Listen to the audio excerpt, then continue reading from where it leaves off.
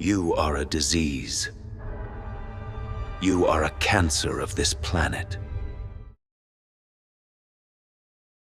On se penche aujourd'hui sur un document absolument fascinant.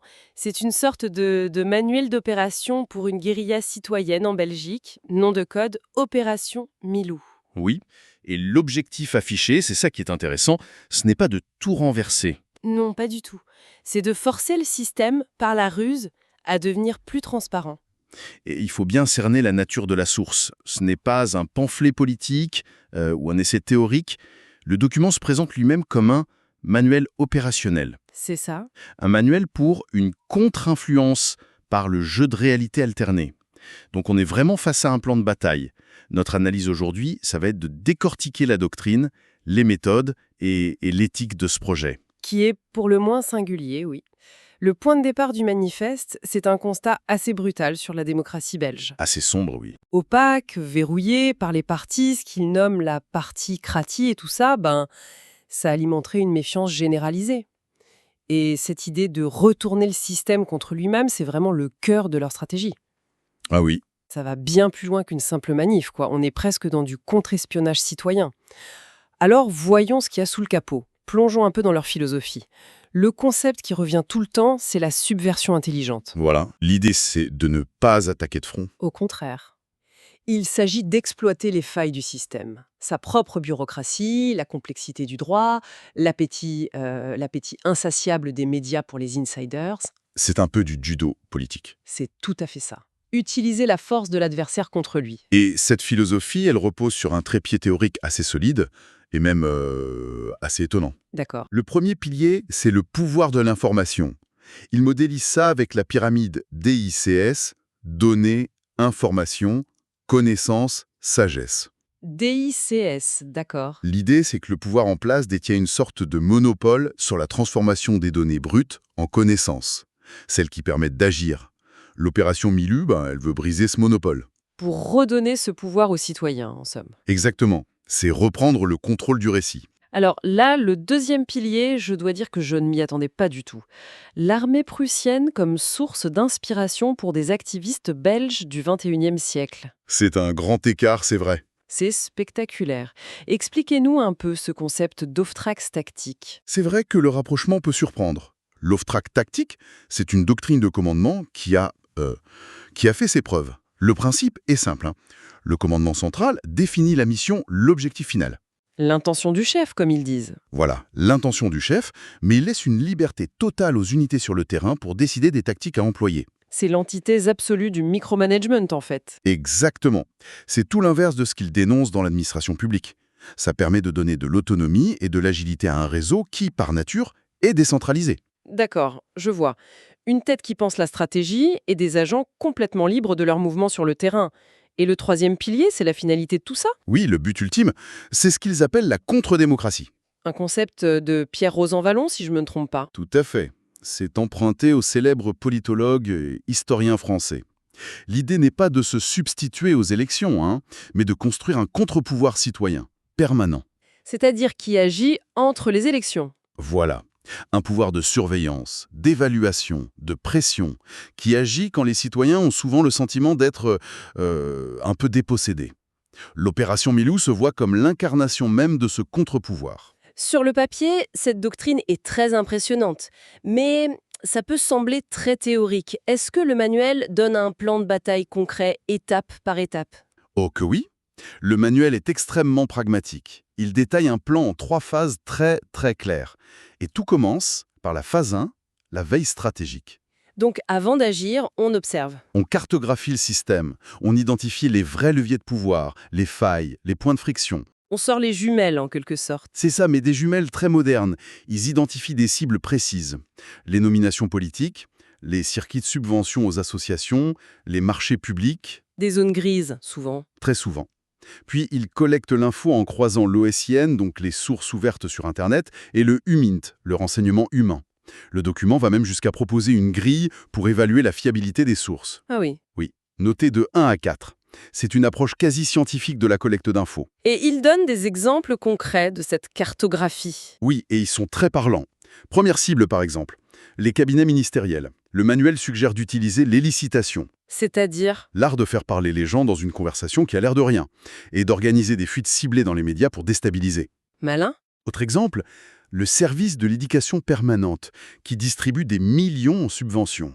Le vecteur proposé est génial de perversité. Créer une ASBL de façade, Une association bidon. une association bidon, pour candidater à un agrément et observer de l'intérieur comment le système fonctionne, qui décide quoi et selon quels vrais critères. D'accord, donc ils ont leur carte, ils savent qui est qui. Mais savoir, c'est une chose. Agir en est une autre. Comment ils passent à l'action sans se faire repérer? C'est là qu'intervient la phase 2, l'infiltration.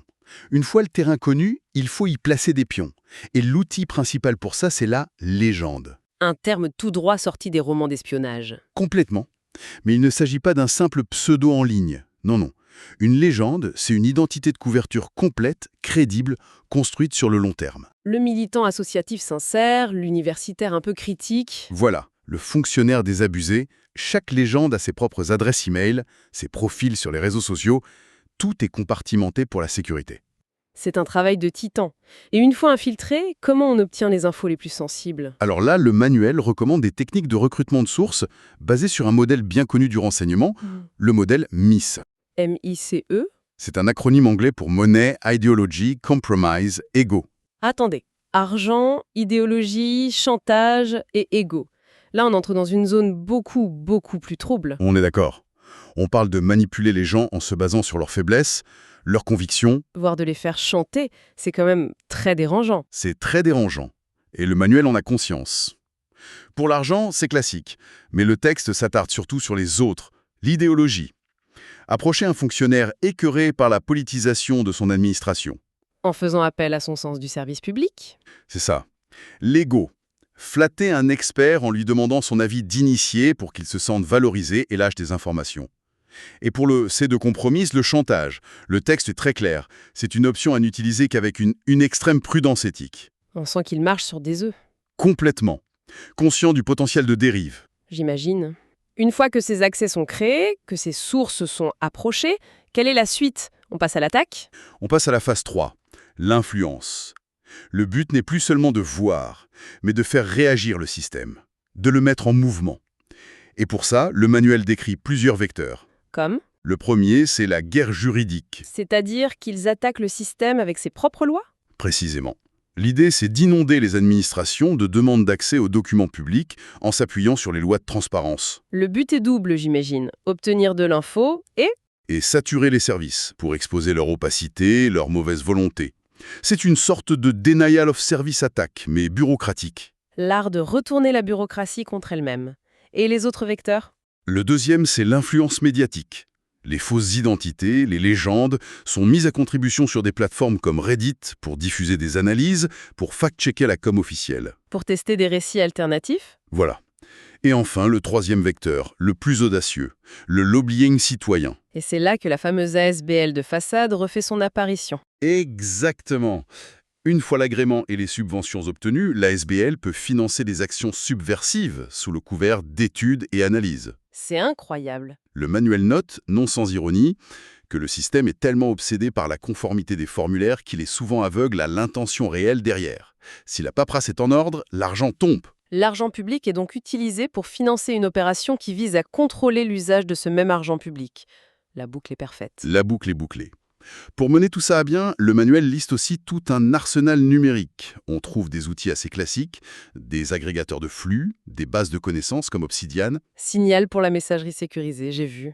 Mais il y a un truc qui m'a fait tiquer, la stéganographie. Bien vu. Attendez, la stéganographie. On parle bien de cacher un message secret dans une photo de chat qu'on envoie par email. Ça fait très film d'espionnage. C'est exactement ça.